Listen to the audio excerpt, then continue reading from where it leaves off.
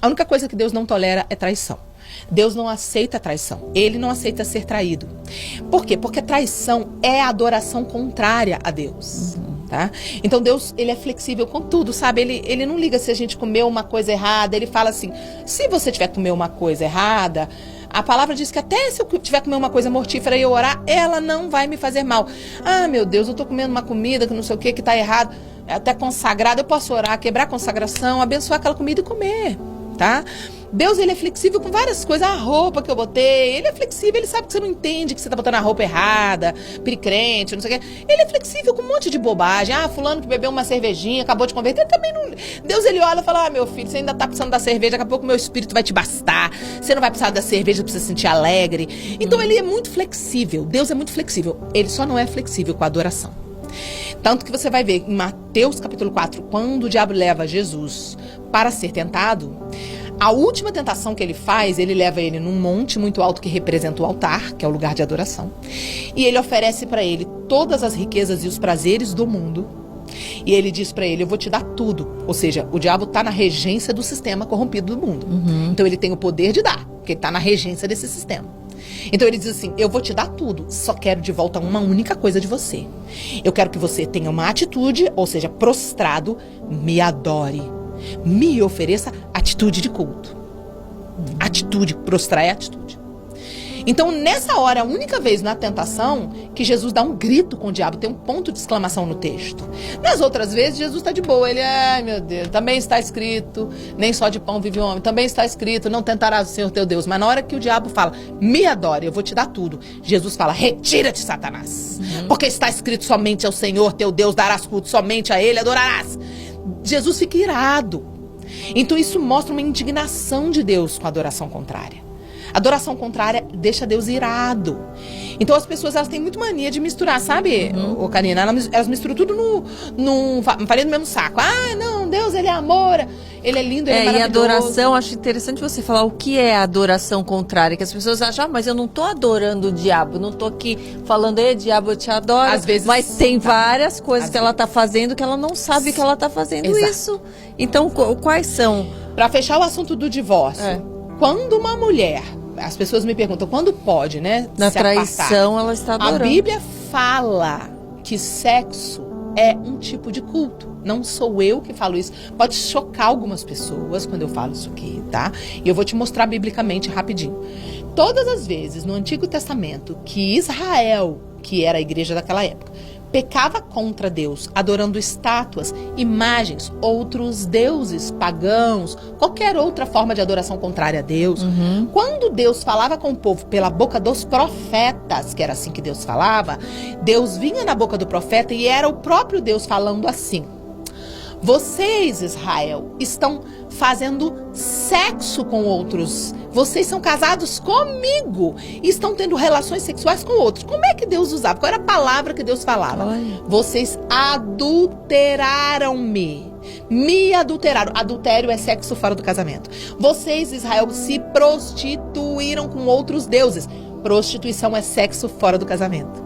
Então, prostituição e adultério para Deus é sinônimo, né? Deus chama, em algumas passagens, de contaminação. Ele chama sexo ilícito de contaminação. Vocês se contaminaram com outros. Vocês estão fazendo sexo com outros. Então, toda vez que Deus está falando, vocês estão adorando outros, ele chama isso de sexo. E Paulo, lá em 1 Coríntios capítulo 6, ele usa no verso 16 e no verso 17 a mesma palavra unir para sexo. Tanto no verso 16 para o 17, ele usa a mesma palavra para sexo. Então ele fala no 16, olha, o homem quando faz sexo com a prostituta, ele se torna um corpo com ela. Ele usa a palavra unir, o homem que se une com a prostituta. Mas no verso 17 ele fala a mesma palavra, só que para outra coisa. Ó. E o homem que se une ao Senhor forma um só espírito com ele. A palavra unir representa sexo antes e depois casamento espiritual com Deus. Então a mesma palavra para sexo é a mesma palavra para casamento espiritual com Deus. Sexo é uma forma que Deus encontrou de manifestar na nossa dimensão a união espiritual que acontecerá entre a igreja e Cristo.